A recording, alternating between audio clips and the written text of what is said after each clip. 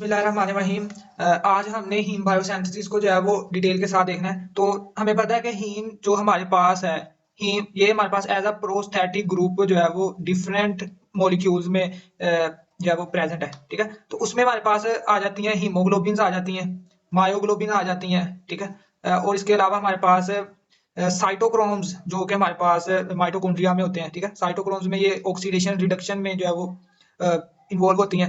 Then हमारे पास जो है वो कुछ कैटालिसिस उनमें भी होती हैं। ठीक है, वहां पर एक्टिव साइट पर जो है वो हमारे पास हीम होती है। तो ये हमारे पास है हीम। तो इसका हमें बेसिक स्ट्रक्चर हमने पढ़ा था, उसमें मैंने यानी कि पिछले लेक्चर में हमने देखा था कि इसमें हमारे पास जो है ना वो बेसिकली जो है वो चार जो है ना वो पायरोल रिंग, ठीक है, चार पायरोल रिंग जो है ना वो आपस में मिलते हैं। तो ये जो चार के मिलने से स्ट्रक्चर बना है, इसे हम क्या कहते हैं, इसे हम जो है वो वहां पर हमने प्रोटोपोरफायरिन कहते हैं इसे, प्रोटोपोरफायरिन। और इसके दरमियान में अगर मैं आयरन लगा दूं, अगर दरमियान में आयरन लगा दूं, तो ये हमारे पास रिजल्टेंट में क्या बन गया, ये हमारे पास हीम स्ट्रक्चर जो है वो बन गया, हीम का। तो आज हमने अल्टीमेटली इसकी जो है वो सिंथेसिस देखनी है। ये मैंने ओवरव्यू दिया है कि हमने एक्चुअली में आज करना क्या है। एक्चुअली में हमें ये हीम की सिंथेसिस करनी है। तो उसको स्टार्ट करने से पहले हमें जो है ना थोड़ी बेसिक चीजें हम देख लेते हैं कि जो हम आगे बार बार यूज करेंगे। उसमें हमारे पास पहले नंबर पे आ जाता है पोरफायरिन। ठीक है, सबसे पहले हमें पोरफायरिन का पता होना चाहिए। ये हमारे पास एक्चुअली में ये हमारे पास एक साइक्लिक स्ट्रक्चर है जो कि हमारे पास मिलके बना है फोर पायरोल से। ठीक है, ये साइक्लिक स्ट्रक्चर है और ये मैंने इधर फोर पायरोल बनाए हैं। ठीक है, ये एक, ये दूसरा और तीसरा, इनको हम जब नंबरिंग कर लेते हैं जैसे ए बी सी और डी। तो ये चार पायरोल है और इसमें जो है ना ये याद रखना है कि ये जो पोरफायरिन है ना, ये दरमियान में हमारे पास यहाँ पर मेटल आयन जो है ना वो आएगा। ठीक है, अगर हीमोग्लोबिन की बात करें तो वहां पर हमारे पास हीमोग्लोबिन के केस में हमारे पास कौन सा यहाँ पे मेटल आएगा, मेटल का जो है आयन, वो हमारे पास यहाँ पे आयरन आ जाता है। तो ठीक है, तो हीमोग्लोबिन के केस में आयरन जो है Fe2 पॉजिटिव फॉर्म में भी हो सकता है और Fe3, और Fe3 में जो होता है उसे हम जो है वो हेमिंग कहते हैं, वो आगे हम देखेंगे। और अगर प्लांट के केस में बात करें तो प्लांट में हमारे पास जो है वो क्लोरोफिल होता है। ठीक है, तो क्लोरोफिल के केस में हमारे पास क्या आ जाता है, तो क्लोरोफिल के केस में हमारे पास यहाँ पर मैग्नीशियम आयन जो है ना वो आ जाता है यहाँ पर पोरफायरिन में। ठीक है, इसी तरह जो है वो आगे विटामिन भी एक है, वहां पर ये यहाँ कोबाल्ट होता है वहां पर। ठीक है, तो इस तरह जो है हमने हीम की सिंथेसिस देखनी है हीमोग्लोबिन के लिहाज से। तो यहाँ पर हम जो है ना आयरन लास्ट स्टेप में जो है वो आयरन ऐड करेंगे, देन हमारे पास जो है वो हीम की सिंथेसिस होगी। ठीक है, तो ये हमारे पास है पोरफायरिन। तो इसको जो है ना वो प्रिकर्सर होता है इसका, यानी कि जिससे ये बनता है उसे हम कहते हैं पोरफायरिनोजिन। ठीक है, जैसे ये जिन वर्ड जहां पे भी आ जाता है हमें पता है कि इसका मतलब इनएक्टिवेट होता है। जैसे पेप्सिनोजिन, तो वो इनएक्टिव एंजाइम, तो उससे पेप्सिन बन जाता है। जैसे ट्रिप्सिनोजिन से आगे जो है वो ट्रिप्सिन बनता है। तो यहाँ पर ये जो है ना ये इसका प्रिकर्सर यानी कि पोरफायरिन का प्रिकर्सर है पोरफायरिनोजिन। अब इन दोनों में फर्क क्या है, फर्क एक्चुअली में ना हमारे पास इसमें यहाँ पर आता है फर्क, यानी कि इन दोनों ये जो पायरोल है ना चार जो आपस में ज्वाइन होते हैं, इनकी ज्वाइनिंग में फर्क आता है। ठीक है, अगर मैं या पोरफायरिनोजिन है ना, इनको जो ये जो पायरोल आपस में अटैच हुए हैं ना, ये हमारे पास सिंपल यानी कि सिंगल बॉन्ड है। तो ये हमारे पास ये कौन सा है, यानी कि ये जो इनको ब्रिज आपस में ज्वाइन कर रहा है ये हमारे पास है CH2। ठीक है, जो CH2 होता है इसे हम क्या कहते हैं, इसे हम कहते हैं मिथाइलिन। ठीक है, मिथाइलिन एक्चुअली में हमारे पास होता है ना, जैसे CH3 है, ये मिथाइल है, मिथाइल में से एक और निकाल दें तो ये मिथाइलिन है, एक और निकाल दें इसमें से H हाइड्रोजन को, तो ये हमारे पास कौन सा स्ट्रक्चर है, ये हमारे पास सकता है मिथाइन। ठीक है, ये है मिथाइन या मैथिनाइल भी कह सकते हैं इसे। तो ये है हमारे पास मिथाइन, ये है हमारे पास मिथाइलिन। ठीक है, और ये है मिथाइल। ठीक है, तो इसमें हमारे पास जो रिंग स्ट्रक्चर आपस में ये जो पायरोल जुड़े हुए हैं तो इनको कनेक्ट कर रहा है हमारे पास ये मिथाइलिन। तो ये यहाँ पर डबल बॉन्ड नहीं है, बस ये याद रखना है। और यहाँ पर जो आपस में कनेक्ट हुए हैं ये हमारे पास कनेक्ट हुए हैं आपस में मिथाइन ब्रिज से। ठीक है, यहाँ पर हमारे पास डबल बॉन्ड है, यानी कि ये इससे जो है वो अटैच हुए हैं। ठीक है, एक और हाइड्रोजन कम हुआ है, तो यहाँ पर डबल बॉन्ड है तो यहाँ पर नहीं है। ठीक है, तो इससे हमारे पास क्या आता है, तो इससे ये हमारे पास जो पोरफायरिनोजिन है ना, ये हमारे पास इसके कलरलेस कंपाउंड में आ जाते हैं। ठीक है, ये हमारे पास कलरलेस, और ये हमारे पास जो है यहाँ पर डबल बॉन्ड होने की वजह से यहाँ पर कॉन्जुगेशन होती है और ये हमारे पास कलर्ड कंपाउंड जो है ना पोरफायरिन है। ठीक है, तो ये एक्टिव है, ये इनएक्टिव है। ठीक है, तो इसमें हमारे पास आगे हम जो हीम सिंथेसिस को आगे देखेंगे ना डिटेल में, तो उसमें हमारे पास जो है ना वो इंटरमीडिएट बनेंगे। उसमें जो है ना वो ये पोरफायरिनोजिन जो है ना उनकी तीन हमने देखने हैं कौन से, तो इसको आपने याद रखना है UCP। ठीक है, जैसे पंजाब यूनिवर्सिटी ना PUCP यानी Punjab university college of pharmacy, तो आपने सिंपल याद रखना है UCP से। ठीक है, और आगे इसके जो है वो यूरो कप्रो प्रोटो, और आगे सिंपल जो है वो पोरफायरिनोजिन लिखते जाना है, पोर पोरफायरिनोजिन, ठीक है, इसमें भी पोरफायरिनोजिन, ठीक है। जीन जीन जरूर लिखना है क्योंकि ये हमारे पास इनमें सिंगल बॉन्ड है और ये क्या है हमारे पास कलरलेस कंपाउंड है और रिड्यूस्ड है, ठीक है। आगे हम जब इनकी ऑक्सीडेशन करेंगे देन हमारे पास जो है वो ये डबल बॉन्ड आएगी और कॉन्जुगेशन से हमारे पास कलर्ड कंपाउंड बनेंगे, ठीक है। तो ये सारे इनएक्टिवेट एक्टिव है, ठीक है। तो इसमें हमारे पास याद रखना है कि इसमें साइड चेन भी है, यानी कि ये एक पायरोल है, ये बी, ये सी और ये डी, ए बी सी ये पायरोल है। इनमें हमारे पास ये जो है ना यहाँ पर साइड चेन्स अटैच होती हैं डिफरेंट। तो इन तीनों के केस में कौन कौन सी साइड चेन है, तो आपने सिंपल याद रखना है कि प्रोपियोनेट जो है ना, यानी कि प्रोपायोनेट जो है ना ये तीनों में ही है, ठीक है। प्रोपायोनेट साइड चेन, ठीक है, प्रोपायोनेट ये यानी कि तीनों में ही है, यानी कि CH2 और ये C डबल बॉन्ड O ये हमारे पास है, यानी कि प्रोपियोनिक एसिड होता है ना, कार्बोक्सिलिक एसिड, प्रोपियोनिक एसिड, तो उसमें से हमने एक हाइड्रोजन को निकाल के जाना ये प्रोपियोनेट, तो ये तीनों में होगा। और डिफरेंट कहाँ पे है इन तीनों में, वो हमारे पास पहले में एसीटेट है, एक और चेन, यानी कि एक हमारे पास है यहाँ पर एसीटेट, ए से मैं लिख रहा हूँ, ठीक है, और दूसरा ये प्रोपियोनेट, ठीक है। इसी तरह जो है वो एसीटेट प्रोपियोनेट ये किसकी एग्जांपल होगी, ये हमारे पास इसकी यूरोपोरफायरिनोजिन, ठीक है। और दूसरे में हमारे पास प्रोपियोनेट के अलावा कौन सा है, दूसरे में हमारे पास यहाँ पर आ जाता है मिथाइल, ठीक है। और तीसरे में हमारे पास मिथाइल के साथ साथ जो है वो विनाइल भी साइड चेन के तौर पर आ जाता है। तो ये हमारे पास इसके जो है वो साइडों पर अरेंज होते हैं, यानी कि एसीटेट प्रोपियोनेट, इसी तरह इधर भी एसीटेट और प्रोपियोनेट। और देन हमारे पास यहाँ पर ना बस थोड़ा सा करना है कि जो इसी की जो है ना जो साइड चेन है इसकी बेस पर हम डिफरेंट इनको नाम देते हैं। आगे हम देखेंगे कि जैसे यूरोपोरफायरिनोजिन 3, फिर इस तरह जो है वो यूरोपोरफायरिनोजिन 9, इस तरह आगे हम नाम देते हैं। देन 4 टोटल जो है ना 1 से लेकर 4 तक है। तो ये इस डिफरेंट जो है ना इसकी साइड ये जो साइड चेन्स है इनको हम पोजीशन की डिफरेंट करने से ना हमारे पास जो है ना वो डिफरेंट आइसोमर बनते हैं। तो जो अगर तो ये सिमेट्रिकल में आ रहे हैं, ठीक है, जैसे ए पी यहाँ पर भी ए और पी आ जाए, ठीक है, तो ये हमारे पास एक सिमेट्रिकल बन जाएगा, इसको हम क्या देते हैं यूरोपोरफायरिनोजिन 1। लेकिन असल में मसला ये है कि ये हमारे पास ह्यूमंस में जो है ना इसका इतना जो है वो इंपॉर्टेंस नहीं है, ये इतना एग्जिस्ट नहीं करता। ह्यूमन में जो एग्जिस्ट करता है उसमें हमारे पास जो ये जो डी वाला रिंग है ना उसमें ए पी नहीं है, यहाँ पर रिवर्स है, यहाँ पर हमारे पास पी और ए है। और इससे जो आइसोमर बनता है उसे हम कहते हैं यूरोपोरफायरिनोजिन 3, ठीक है, यूरोपोरफायरिनोजिन 3। तो इसकी जो है वो फिजियोलॉजिकल इंपॉर्टेंस है ह्यूमन में। तो इसमें हमारे पास बस डी वाला जो है ना पायरोल वहां पर जो है वो पोजीशन जो है वो प्रोपियोनेट और एसीटेट की जो है वो रिवर्स है, बाकी तीनों में जो है ना वो सिमेट्रिकल है, ठीक है। तो यहाँ पर आकर थोड़ी सी एसिमेट्रिक हो गई है और ये यही हमारे पास जो है वो इंपॉर्टेंट है ह्यूमन में। तो ये आपने ये तीन के बस यही याद रखना है, यू सी पीज, आगे हम इनकी सेंसिस करेंगे ना तो वहां पर ये इंटरमीडिएट के तौर पर बनेंगे, ठीक है। तो ये हमने देख लिया कि पोरफायरिन और पोरफायरिनोजिन यानी कि क्या इन दोनों में डिफरेंस है। अब हम अपना प्रॉपर लेक्चर जो है वो स्टार्ट करते हैं जिसमें हमने हीम बायोसिंथेसिस को डिटेल में देखना है। स्टार्ट करते हैं अपना जो है मेन टॉपिक आज का। तो सबसे पहले हमारे पास जो है ना 6 टू हमारे पास 7 ग्राम जो है ना हीमोग्लोबिन डेली हमारे पास जो है वो सिंथेसाइज होती है बॉडी में। तो हमें पता है हीमोग्लोबिन में हमारे पास हीम होती है, तो तब भी हमारे पास जो है वो सिंथेसाइज होती है। और इसमें हमारे पास जो है ना ये एक्चुअली ये टर्नओवर जो है ना जैसे आरबीसीज की जो है वो डिस्ट्रक्शन होती है, तो उसी के कोऑर्डिनेशन में हमारे पास जो है ना वो हीमोग्लोबिन की भी सिंथेसिस होती है ताकि हमारे पास जो है ना एक नॉर्मल साइकिल जो है वो चलता रहे। जैसे टर्नओवर कहते हैं कि जितनी हमारे पास डिस्ट्रक्शन हुई है उतनी ही हमारे पास आगे जो है वो न्यू सिंथेसाइज हो रही है हमारे पास हीमोग्लोबिन की और अल्टीमेटली जो है वो ये आरबीसीज में जो है वो होगी, ठीक है। इसमें हमारे पास जो है ना याद रखना है कि हमारे पास दो तरह के जो है वो मेजर साइट है जहां पर जो है इसकी सिंथेसिस होती है। इसमें हमारे पास जो है ना 85% जो है ना वो हीम की सिंथेसिस जो है वो एरिथ्रोइड टिश्यू में होती है, ठीक है, एरिथ्रोइड टिश्यू में। तो 85% जो है हमारे पास एरिथ्रोइड टिश्यू में, जो कि हमारे पास ये एक्चुअली हमारे पास एरिथ्रोब्लास्ट यानी कि इमेच्योर आरबीसी में हमारे पास 85% होती है। और हमारे रिमेनिंग जो है वो 15% वो हमारे पास मेजरली जो है वो लिवर में सिंथेसाइज होगी। इसके अलावा जो है वो अगर मैं जनरल बात करूं तो हमारे पास हर एक सेल हमारे जिस्म में जो है ना हीम की सिंथेसिस करता है। किस तरह, क्योंकि मैंने बताया ना कि हमारे पास हीम जो है वो सिर्फ हीमोग्लोबिन में ही नहीं होती, बाकी चीजों में भी जैसे मैंने बताया कि साइटोक्रोम्स, कैटालेज और इस तरह जो है ना उनमें भी होती है। तो हर सेल में हमारे पास पता है एनर्जी की जरूरत है, तो साइटोक्रोम हमें पता है कि ये इलेक्ट्रॉन ट्रांसपोर्ट चेन में होते हैं, तो माइटोकॉन्ड्रिया के अंदर। तो ये हमारे पास हर एक सेल जो है ना वो अपनी नीड के अकॉर्डिंग जो है वो हीम की सिंथेसिस करता है, ठीक है। तो ये याद रखना है। मेजरली जो है ना वो हमारे पास इमेच्योर आरबीसी इसमें होती है, और मेजोर आरबीसी में नहीं होती, क्योंकि वहां पर हमें पता है माइटोकॉन्ड्रिया नहीं होता, तो वहां पर हीम की सिंथेसिस नहीं होगी। ये 85% जो है ना वो इमेच्योर एरिथ्रोइड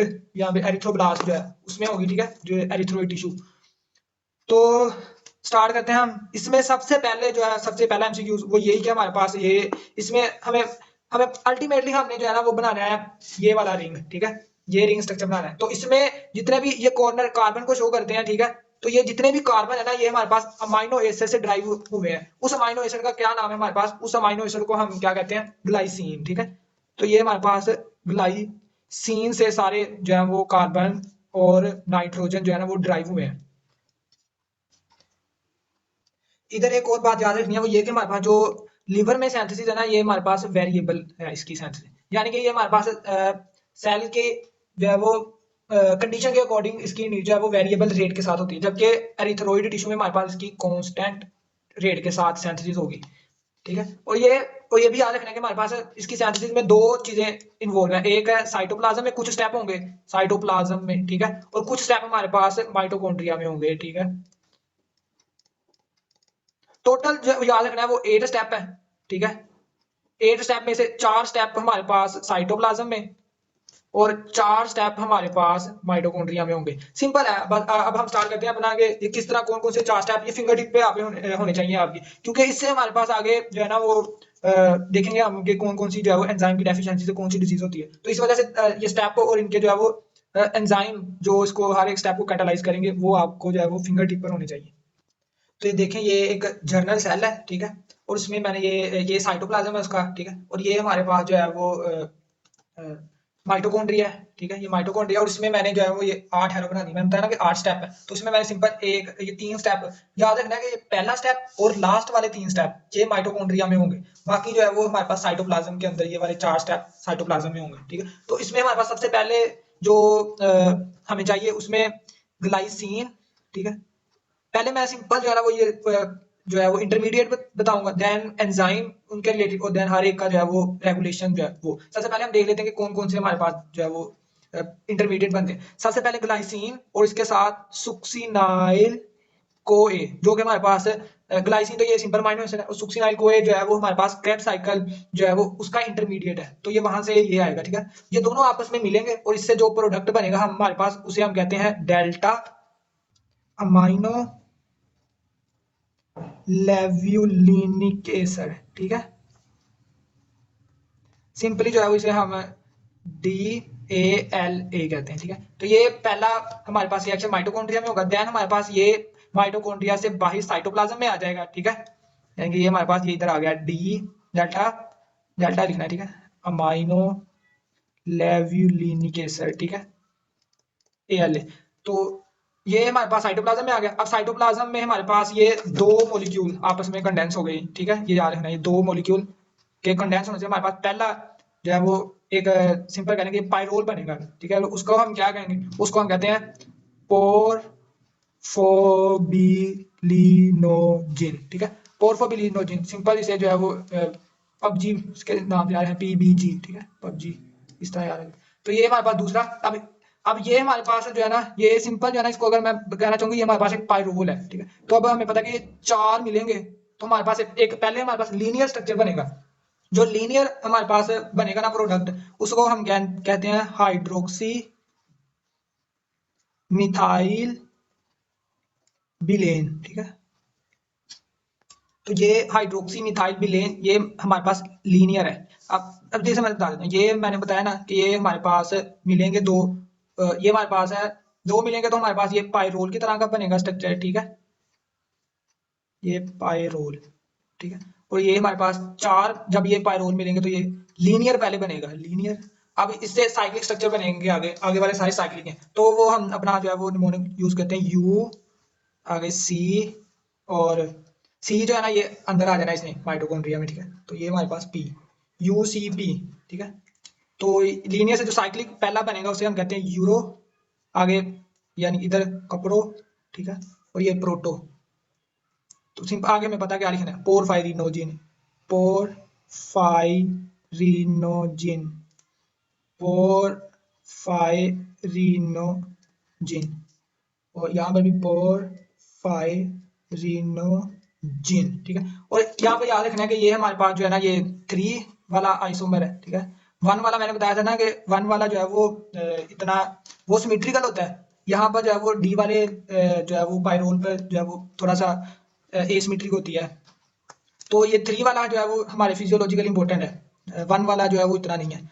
तो ये भी हमारे पास ये भी याद रखना, ये भी 3, ये भी 3, आगे इसी का ही आइसोमर है, ये वाला 9 है, ठीक है, ये प्रोटोपोरफायरिन 9। और आगे इससे हमारे पास ये जीन खत्म कर देना, आगे आगे पोरफायरिन लगाना है, जो कि मैंने बताया था ना कि वहां पर जो है वो कॉन्जुगेशन आ जाती है, ठीक है। तो हमारे पास ये क्या बन जाएगा, प्रोटोपोरफायरिन लगाना है, ठीक है। अब सिंपल है, अब आपको समझ आ रहा होगा कि मैंने वो पहले क्यों बताया था, क्योंकि यहाँ पर सिंगल बॉन्ड थी, ये जो पायरोल को जोड़ रही थी, यहाँ पर जो है वो डबल बॉन्ड और कॉन्जुगेशन आ जाएगी, और जिसकी वजह से कलर्ड कंपाउंड जो है वो बनेगा। ये हमारे पास कलर्ड है, ये हमारे पास कलर लेस है, ये वाले सारे, ठीक है। ये भी हमारे पास है 9, प्रोटोपोरफायरिन 9। अब ये हम जो है वो हमने बना लिया। अब इसमें हमने आयरन ऐड करना है, और आयरन ऐड करके अल्टीमेटली हमारे पास जो चीज हम बनाना चाह रहे थे वो हमारे पास बन गई, ठीक है। ठीक है, तो यहाँ पर आयरन ऐड करने से ये हमारे पास यानी कि ये रिंग यानी कि उसमें आयरन ऐड करने से हमारे पास हीम बन गया। अब जो इम्पोर्टेंट चीज वो अब हमने एंजाइम को याद रखना है, ठीक है। ये तो सिंपल हो गया ना, ये दोनों मिले, ये ALA बन गया, फिर हमारे पास पोरफोबिलिनोजिन हाइड्रोक्सी मिथाइलविलेन, और ये UCP, और देन हमारे पास ये अल्टीमेटली हीम बन गया। अब मेन चीज जो याद करने वाली है वो है एंजाइम। इसके लिए ना एक चीज अपने जहन में रखनी है, वो ये कि अगर किसी एंजाइम में सेंथेज का वर्ड आ रहा है, यानी कि सेंथेज जो है ना, हमने वो प्रोडक्ट के हिसाब से फिर उसका नाम रखना है। यानी कि जिस तरफ एरो होगा ना, अगर सेंथेज आ रहा है तो जो एरो जिस तरफ होगा उस सेंथेज से पहले वो नाम लिख देना है प्रोडक्ट का, ठीक है। या इसके अलावा अगर डीहाइड्राटेज या ऑक्सीडेज या डी कार्बोक्सिलेज आ रहा है, फिर हमने जो वो प्रोडक्ट के जो है ना वो ऊपर वाले के हिसाब से रखना है, ठीक है, जिस तरफ जो है वो एरो की टेल होगी। यानी कि तब हमने सबस्ट्रेट के हिसाब से नाम रखना है। अगर सेंथेज का वर्ड आया तो प्रोडक्ट के हिसाब से नाम रखना है एंजाइम का, ठीक है। तो इसके लिए सिंपल आपने ना इस तरह कर लेना, एस, ठीक है, फिर हमारे पास दूसरे में जो है वो डी, फिर एस, फिर एस, फिर हमारे पास डी, और फिर हमारे पास ये 2 दफा ओ लगा दें आप, ठीक है। और लास्ट वाले का तो सिंपल जो है वो ये चिलेट ऐड हो रहा है, तो इसको हम जो है वो फेरो चेलाटेस कहते हैं, ठीक है। तो ये एंजाइम आपने वैसे याद रखना है। तो सिंपल इन तीनों को कैसे याद रखना है, SDSSDOO, यानी कि इस तरह SDSSDOO। तो टोटल कितने हो गए, 2 4 6 7, और 8वां आपने खुद ये जो है वो याद रखना है, ठीक है। तो इससे हमारे पास एस वाले जो है वो हमारे पास सेंथेज ही है, ठीक है, सेंथेज, ये सारे सेंथेज है, ठीक है। ये भी सेंथेज है, ये भी सेंथेज है, ठीक हो गया। और डी में थोड़ा सा याद रखना है कि ऊपर वाला जो डी है ये डी हाइड्राटेज, और नीचे वाला डी जो है वो ये डी कार्बोक्सिलेज, ठीक है, यानी कि कार्बन डाइऑक्साइड रिमूव होगी स्टेप में। तो अब सिंपल जो रूल मैंने बताया वो अप्लाई करना है आपने, ठीक है। अब सिंपल जो है वो रूल जो मैंने बताया उसमें यानी कि ये बना है, तो ये हमारे पास हमने कहा था ना ALA सेंथेज, यानी कि यहाँ पर जो हमारे पास एंजाइम था वो हमारे पास है ALA सेंथेज, ये पहले स्टेप को जो कैटेलाइज कर रहा है। दूसरे में ये डिहाइड्रेटेज तो ऊपर वाले के हिसाब से लगेगा, तो ये हमारे पास क्या बन गया, यानी कि डेल्टा अमाइनो ल्यूलोनिक एसिड डिहाइड्रेटेज, यानी कि ALA डिहाइड्रेटेज, ठीक हो गया। और ये सेंथेज है तो फिर हमने नीचे वाले को देखना है, तो ये हाइड्रोक्सी मिथाइल बिलेन सेंथेज हो गया, हाइड्रोक्सी मिथाइल बिलेन सेंथेज। तो ये हमारे पास यहाँ पर ये वाला एंजाइम आ गया, ठीक है। तो ये एंजाइम को मैं इस तरह लिख देता हूँ। तो ये यहाँ पर अब सेंथेज है, तो ये अब नीचे वाले के हिसाब से, ठीक है। तो ये हमारे पास यूरोपोरफायरिनोजिन 3 सेंथेज, ठीक है। तो यहाँ पर ये वाला एंजाइम हो गया। अब ये डीकार्बोक्सिलेज है, तो यहाँ पर इसको हम इस तरह लिखेंगे यूरोपोरफायरिनोजिन 3 जो है वो डीकार्बोक्सिलेज। इसको दूसरा नाम भी वो इस तरह बदल के रख सकता है, यानी कि इसकी जगह वो ये भी लिख सकता है कप्रोपोरफायरिनोजिन 3 सेंथेज भी लिख सकता है इसकी जगह, तो आपने ये कंफ्यूज नहीं होना। और इसमें भी याद रखना है कि इसमें भी नाम जो है ना वो यूरोपोरफायरिनोजिन 1 सिंथेज भी जो है वो इधर इसका नाम जो है वो रख सकता है, ठीक है। तो आप इस तरह जो है वो याद रखना है कि कौन सा यानी कि प्रोडक्ट और सबस्ट्रेट के हिसाब से किस तरह नाम जो है वो चेंज करता है। तो ये मैंने बताया, ये हमारे पास माइटोकॉन्ड्रिया में आ जाएगा आगे, ठीक है। तो ये प्रोपोरफायरिनोजिन, ये भी एमसीक्यू है कि कौन सा माइटोकॉन्ड्रिया में एंटर करेगा जो है वो इंटरमीडिएट। तो ये भी आपने याद रखना है, प्रोपोरफायरिनोजिन 3 वो यहाँ पे माइटोकॉन्ड्रिया में ऐड हो गया। अब ओ से याद रखना है, ओ से जो है वो ऑक्सीडेज है, ठीक है, ऑक्सीडेज, ये भी ऑक्सीडेज, ठीक है। तो अब हम ऊपर वाले के हिसाब से रखना है नाम। तो ये हमारे पास क्या बन गया, कप्रो पोरफायरिनोजिन 3 ऑक्सीडेज। और ये क्या बन गया, ये प्रोटोपोरफायरिनोजिन 9, ठीक है, ऑक्सीडेज। तो ये इस तरह आपने याद रखना है ये सारे एंजाइम, ठीक है। और ये फेरोचिलेट है, ये सिंपल आपने याद रखना है। अब इंडिविजुअल स्टेप की इंपॉर्टेंस देख लेते हैं। यहाँ पर जो पहला स्टेप है ये हमारे पास है रेट लिमिटिंग स्टेप और इंपॉर्टेंट स्टेप है, ठीक है। यानी कि ये क्या है हमारे पास, रेट लिमिटिंग स्टेप। पहला स्टेप ही हमारे पास है रेट लिमिटिंग स्टेप। और इसको हमारे पास जो है ना वो दो चीजें रेगुलेट करती हैं। एक हमारे पास जो है ना ये जो हमने ये सिंथेसिस किया ही जो प्रोडक्ट बना है हमारे पास, ये ही हमारे पास जाके इस एंजाइम को जो है वो रेगुलेट करेगा, ठीक है, यानी कि हीम। और दूसरा एक्चुअली में ना यहाँ पर हमारे पास इसके दो आइसोफॉर्म है, यानी कि इस एंजाइम के ना दो आइसो यानी कि आइसोजाइम कह लें आप। वो हमारे पास एक है हमारे पास ALA1 और ALA2, यानी कि इस तरह याद रखें ALA1 और ALA2। जो ALA1 है ना ये हमारे पास प्रेजेंट होता है ऑल टिश्यूज में, ठीक है, ऑल टिश्यू में जो सेल है उनमें। और जो ALA2 है ये स्पेसिफिकली जो है वो हमारे पास एरिथ्रोइड टिश्यूज में हुए, ठीक है। और जो ये हीम है ये हमारे पास ALA1 को रेगुलेट करेगी, जो कि हमारे पास ALA2 है इसको जो है वो इंट्रासेलुलर आयरन रेगुलेट करता है। यानी कि आयरन अगर ज्यादा है तो ये एंजाइम जो है वो इसे पॉजिटिवली रेगुलेट होगा आयरन से, ठीक है। आयरन ज्यादा है तो ये एंजाइम की सिंथेसिस ज्यादा और जो है आगे ज्यादा चलेगा। लेकिन जो हमारे पास ये हीम है इसने हमारे पास इसको नेगेटिवली रेगुलेट करना है, ठीक है, ये आपने याद रखना है। अगर हमारे पास हीम की सिंथेसिस ज्यादा हो गई है तो हीम ने आके इस ALA1 को, 2 को नहीं 1 को जो है वो इनहिबिट कर देना है। जिससे किस तरह इनहिबिट करेगी, यानी कि इसकी डिग्रेडेशन कर देगी और दूसरा इसकी जो है वो ट्रांसक्रिप्शन को जो है वो इनहिबिट कर देगी ताकि इसकी सिंथेसिस जो है वो ना हो।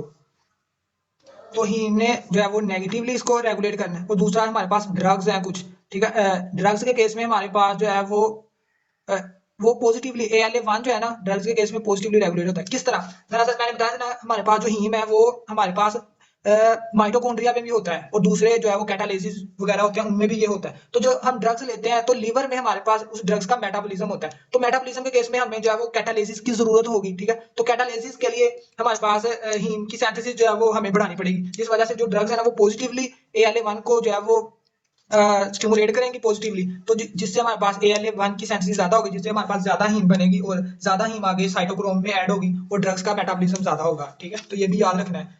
तो ये पहले स्टेप के बारे में आपने ये सारी चीजें याद रखनी है। अब आ जाए दूसरे स्टेप पे। दूसरे स्टेप पे हमारे पास जो साइटोप्लाज्म में हो रहा है इसको जो एंजाइम रेगुलेट कर रहा है वो ALA डिहाइड्रेटेज, यानी कि यहाँ पर वाटर के जो है वो 2 मॉलिक्यूल रिलीज होंगे। और याद रखना है कि ये जो है ना हमारे पास है एक जिंक कंटेनिंग एंजाइम है, ठीक है, इसमें जो है वो जिंक प्रेजेंट है। तो जो लेड पॉइजनिंग होती है ना, तो लेड पॉइजनिंग में हमारे पास लेड जो है ना वो इस एंजाइम को इनहिबिट कर देता है। कौन इनहिबिट करता है, हमारे पास लेड, ठीक है। लेड याद रखना है कि 2 एंजाइम को इनहिबिट करता है, एक हमारे पास ये ALA डिहाइड्रेटेज और दूसरा ये फेरोचिलेट, ठीक है। ये दोनों को इनहिबिट कर देता है हमारे पास लेड। तो ये MCQs में आपसे पूछा जा सकता है कि कौन से 2 एंजाइम है, ALA डिहाइड्रेटेज और दूसरा हमारे पास ये फेरोचिलेट, ठीक है। इन दोनों को इनहिबिट कर देता है लेड। तो ये दूसरा एंजाइम हो गया। तीसरा जो है हमारे पास ये आगे, बस इनके आगे जो है ना वो आपने नाम याद रखने हैं कि कौन कौन सा जो है वो इंपॉर्टेंट है। और तीसरा हमारे पास यहाँ पर आपने याद रखना है अब सबसे इंपॉर्टेंट के, अब ये जो एंजाइम क्यों इंपॉर्टेंट है, अब इन एंजाइम की डेफिशिएंसी से हमारे पास जो है ना वो जो डिजीज होती है उसे हम कहते हैं पोरफायरियाज, ठीक है। तो हर एक से रिलेटेड कोई ना कोई हमारे पास पोरफायरिया है, ठीक है, जो कि हमारे पास एक डिजीज है जो कि जहां पर भी हमारे पास जिसकी डेफिशिएंसी होगी उससे ऊपर वाला जो हमारे पास सबस्ट्रेट होगा वो उसकी जो है वो बढ़ जाएगी क्वांटिटी, ठीक है, उसकी क्वांटिटी बढ़ जाएगी, बाकी उससे आगे वाले जो है वो डेफिशिएंट कर जाएंगे, उससे पीछे वाले जो है वो उनकी क्वांटिटी जिसम में जो है वो बढ़ जाएगी। तो इसमें पहले को छोड़कर, ठीक है, बाकी ये 7 है, तो हमारे पास 7 स्टेप में 7 पोरफायरियां हैं। पहले को तो सिंपल याद रखना है कि ALA डिहाइड्रेटेज जो है वो हमारे पास डेफिशिएंसी पोरफायरिया भी से कह सकते हैं। अब जो ये 6 के नाम आपने फिंगर टिप पर होने चाहिए इनके, ठीक है, तो ये पहले पे हमारे पास आ जाता है हमारे पास AIP, यानी कि एक्यूट इंटरमीडिएट पोरफायरिया। अगर यहाँ पर ब्लॉक आ जाए, यानी कि ये एंजाइम डेफिशिएंट हो जाए उसमें, यानी कि हाइड्रोक्सिन टाइप लेन सिंथेज अगर नहीं है, तो हमारे पास कौन सा पोरफायरिया होगा, वो हमारे पास है एक्यूट इंटरमीडिएट पोरफायरिया। उसमें क्या होगा, आगे वाले सारे स्टेप जो है वो इनहिबिट हो जाएंगे, तो ये वाला पोरफोबिलिनोजिन जो है वो इसकी ब्लड में जो है वो क्वांटिटी बढ़ जाएगी, ठीक है, तो ये पहला पोरफायरिया हो गया। दूसरा, अगर यहाँ पर ब्लॉक आ जाए, इससे एंजाइम की डेफिशिएंसी हो जाए, ठीक है, तो उसमें हमारे पास कौन सा दूसरा पोरफायरिया हमारे पास आ जाएगा, कॉन्जेनाइटल एरिथ्रोपोइटिक पोरफायरिया। कॉन्जेनाइटल एरिथ्रोपोइटिक पोरफायरिया अगर इस यहाँ पर ब्लॉक आ जाए। अब तीसरा ब्लॉक यहाँ पर, ये इंपॉर्टेंट है, ये एमसीक्यूज में भी आता है, ठीक है, मेजरली यही एमसीक्यूज में आता है, ये आपने जरूर याद रखना है। तो ये हमारे पास कौन सा है, पोरफायरिया, सी से याद रखना है, पोरफायरिया कुटिनिया टार्डा, ठीक है, ये सबसे अजीब है इसका नाम, पोरफायरिया कुटिनिया टार्डा। तो इसको जो एंजाइम है वो ऑप्शन में ऐसे दिया होता है, यानी कि किसकी डेफिशिएंसी से, UROD, यानी कि ये वाले UR और ये हमारे पास डी कार्बोक्सिलेज का डी, यानी कि UROD की डेफिशिएंसी की वजह से कौन सा आता है, पोरफायरिया कुटिनिया टार्डा, ठीक है, तो ये हो गया। अगर यहाँ पर ब्लॉक आ जाए, यहाँ से कौन सा पोरफायरिया होगा हमारे पास, तो यहाँ पर हमारे पास आ जाएगा हेरिडिटी कप्रोपोरफायरिया, ठीक है, हेरिडिटी कप्रोपोरफायरिया। अगर यहाँ पर हमारे पास आ जाता है, तो तब हमारे पास है VP, यानी कि वेरीगेट पोरफायरिया, ठीक है, और लास्ट में अगर यहाँ पर ब्लॉक आ जाए, तो यहाँ पर हमारे पास जो पोरफायरिया होगा उसे हम कहते हैं एरिथ्रोपोइटिक प्रोटोपोरफायरिया, ठीक है, एरिथ्रोपोइटिक प्रोटोपोरफायरिया। तो ये हमारे पास सिंपल जो था, यानी कि आपने मेजर चीजें वो यही है कि आपने एंजाइम याद रखने हैं, एंजाइम की डेफिशिएंसी से जो है वो हमारे पास जो होते हैं ये पोरफायरिया, ये याद रखने हैं। अब नेक्स्ट लेक्चर में हम जो है वो इनकी डिटेल देखेंगे कि हमारे पास ये जो पोरफायरिया है किस तरह हर जो है वो डायग्नोस हम कर सकते हैं, ठीक है। तो सिंपल आपने याद रखना है कि इसके 8 स्टेप हैं, 4 माइटोकॉन्ड्रिया में है, 4 हमारे पास साइटोप्लाज्म में है, ठीक है, और एंजाइम जो है वो किस तरह आपने के साथ याद रखने हैं, और जो है वो ये पोरफायरिया इनके रिलेटेड डिटेल हम जो है वो अगले लेक्चर में देखेंगे। उम्मीद है आपको समझ आई होगी, ठीक है, अल्लाह हाफिज।